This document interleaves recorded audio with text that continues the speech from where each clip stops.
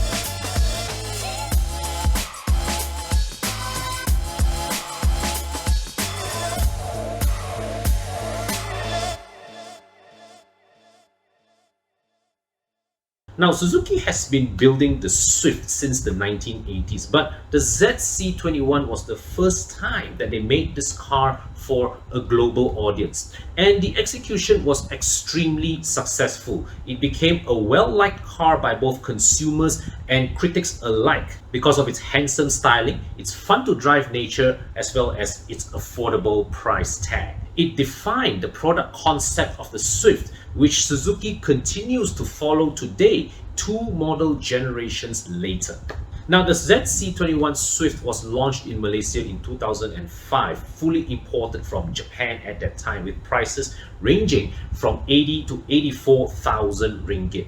2 years later, they introduced the locally assembled CKD model, brought the price down to just 70,000 ringgit. More variants were added later on, but pricing was always between the 60 to 80,000 ringgit price bracket.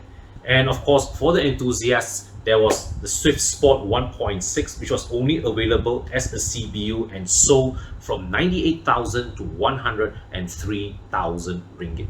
This generation of the Swift was discontinued in 2012, which unfortunately means they no longer qualify for Evo Club extended warranty. Not that you will need it badly though, frankly speaking, because this generation of the Swift is a reliable and mechanically simple car. The base model is powered by a 1.5 liter twin cam engine with variable valve timing, making 100 horsepower and 133 newton meters of torque. It comes standard with a 4-speed automatic transmission. The Swift Sport, meanwhile, is powered by a 1.6 liter engine making 123 horsepower, 148 newton meters of torque. It came with the choice of a 5-speed manual or a 4-speed automatic transmission. Now, in the used car market, the regular Swift 1.5 is going at prices from 14,000 to 30,000 ringgit. The Swift Sport, meanwhile, command a slight premium, asking for anywhere between 24 and 38,000 ringgit. So in today's video, I'll be speaking with one owner each of the regular Swift 1.5 as well as the Swift Sport. First up, we have Vincent, whose family has owned a regular Swift 1.5 for the last 10 years with 100,000 kilometers of usage. My name is Vincent. Okay, I'm in insurance line, specialized in the training division. You are one of the many gears behind that ensure the insurance agent got products to sell. Can you tell us a bit about your car, as in like what made you guys buy that car in the first place? Oh, actually, my dad bought the car. He bought it out from a friend who actually bought it for his daughter. End up, the daughter went to Singapore. The car was new, unused. Okay. Next up, we have Jeremy, who has a 2009 Swift Sport 1.6 manual, which he bought just 6 months ago but has already clocked 3,000 kilometers of use. Actually, I was looking at few other car lah. My priority is actually I want something practical fun to drive, economical to run lah. So my aim is mainly on Japanese car lah.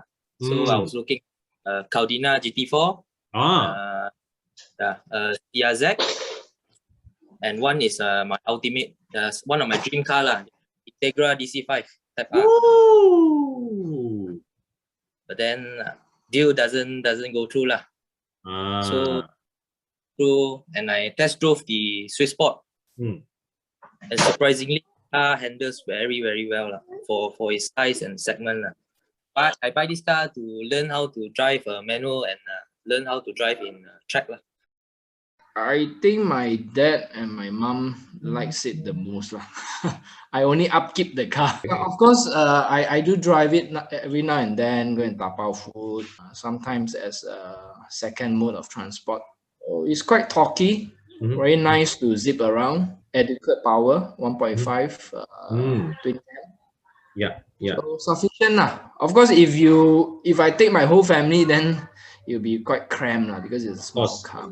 We only drive it individually. It's not meant to be a family car. It's meant to be more like a roundabout car that you go to pasar, or if you are alone, you are single, bachelor, you just want to zip around town. That car's perfect. Yeah. Last year, we got T-bone. No one was injured lah. So it's quite impressive, because the other car was like totaled the front, you know.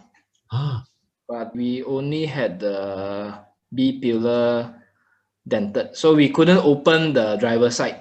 Wow. The front and back doors. But I'm quite impressed by the build of the car. It's quite sturdy. Actually, the Swift, one thing we have to say about the way Suzuki builds cars in general is that the cars are very simple, but they are very well built, and they are very tough. I would say the build quality is quite good lah. How sleeper is it lah? Not everyone know there's a sport version of the Swift. So if you are enthusiasts among us will know lah. Yeah. But then when I went out, no people really notice lah. That's the nice thing lah. It's just that when we see your car, we're wondering, hey, this is Ori or Convert only. Yeah. There's one case, I went to a half cut for Suzuki Swift Sport lah, where they normally convert normal Swift to Swift Sport. I went there parts, and the staff actually went out and said, hey, yours, this one Ori or not? Then he went check the chassis and the spare tire compartment, because Swift Sport doesn't come with a spare tire. Swift Sport does not come with spare tire. So the rear actually doesn't have the bulk lah to accommodate the twin exhaust. So it doesn't have the tire well. No. Oh. So the rear flat surface lah. Oh, okay. That's something new to me. All right. Good info. So yours is manual or auto? Mine is the manual. Manual lah, 5-speed manual lah. So there's type 1 and type 2. Actually, type 1 and type 2. The differences between these both pre-facelift and facelift is actually the gearbox lah. The type 2 has a closer ratio final drive. Yep. And lighter weight, I think by few kilos only lah. Oh, so yours is type 2 lah, Kira, right? Type 2 lah, the later model lah.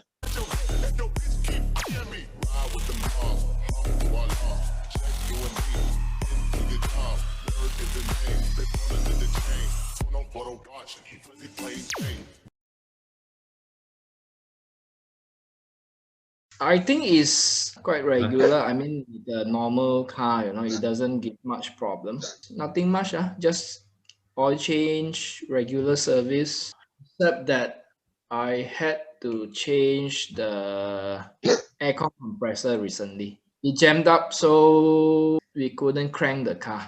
It wouldn't start. We couldn't drive to the workshop, so we had to call the tow truck. Fixing it was same day. 650 for a brand new compressor. Ori or OEM? I think it's not Ori. The Ori has to come from Japan, so I think I just made do with the local ones. So far only check engine light lah. But that is caused by me lah, because there's a heavy rain, went through water puddle lah. Just reset the ECU and it's fine lah. The biggest issue with Suzuki in Malaysia, the availability of parts lah, because there's no dealer. There's few years back, they really are helpless lah. You can't find parts. There's only handful of mechanic that bring in more little parts. But thank God, 1 year back, there's plenty of them bringing in half cuts from Japan and Australia. You see, the thing with Suzuki cars, right? In general, they are quite reliable. They are very mechanically simple. Don't give, nothing complicated per se, and they are actually very well built, despite being supposedly budget cars. But the problem, like what you said, is that sometimes if you want brand new original parts, your supply and availability is quite limited, because not as many stockists compared to Toyota parts or Honda parts or even Mercedes and BMW parts, for example. So for you yourself, have you been hit by any big bills? I changed my tires. In future, I need to service the adjustable because it's making some noises. Yeah. The previous owner modded adjustables or used and remodded? Yeah. He modded already. You said you talk about tires, right? What's the tire size? The original tire size is actually quite hard to get performance tires. It's 195, 50, 16. That, if I'm not mistaken, is such a new size. Yeah, I think so. So there's not much option.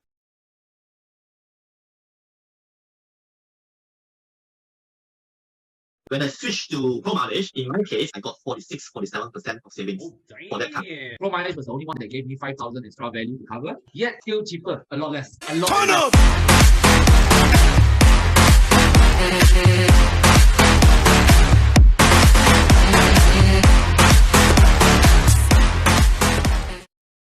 Based on their current market value, the cost of insuring a regular Swift 1.5 ranges from 640 to 1,060 ringgit without NCDs and add-ons. For the Swift Sport, meanwhile, it would cost anywhere from 900 to 1,217 ringgit under the same terms. If you insure with Evo Club Insurance, you stand to save up to 420 ringgit for the regular Swift 1.5 and up to 500 ringgit for the Swift Sport. So let's find out from Vincent and Jeremy whether they are Evo Club Insurance owners and how much do they pay for the insurance of their Swifts.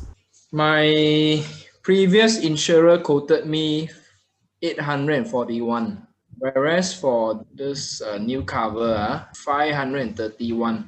Oh, okay. So it's about 37% saving, quite substantial. Do you have NCD and also other add-ons? Yes, in fact, with savings, I could add a lot of other things like the windscreen and the flood.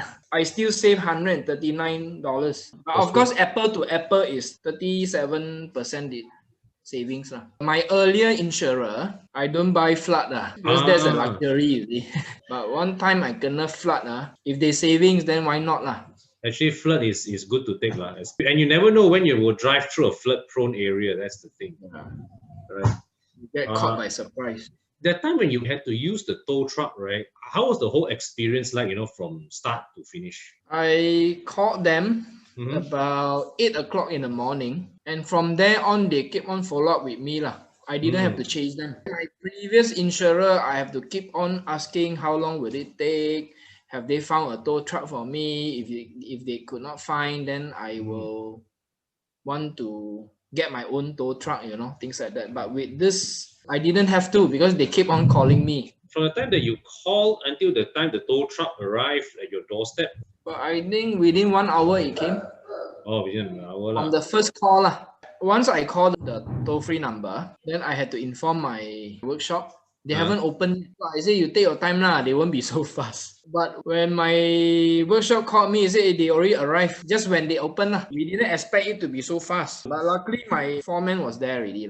Currently, no, because the car is still not mine yet, because he won back his plate. For me, it's 0 NCD. The cheapest one is around 1,002. Some insured is 26,000. Now I play a game with you. I give you the link to evoclubinsurance.com and you see how much are you given an estimate for. Comprehensive is only 900 plus.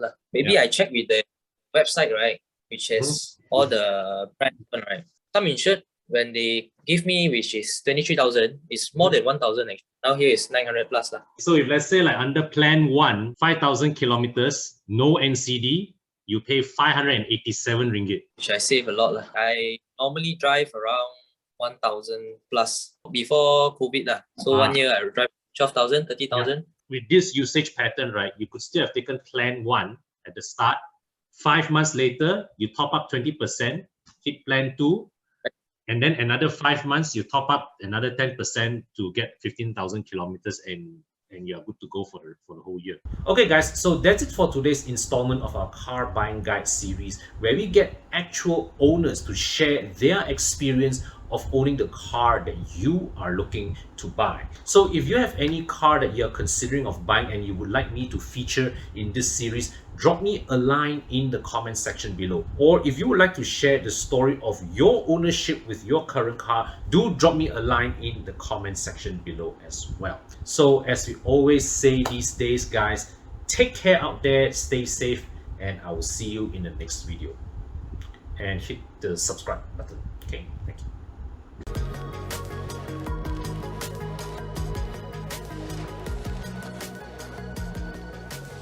Marvelous. Artificial intelligence skin.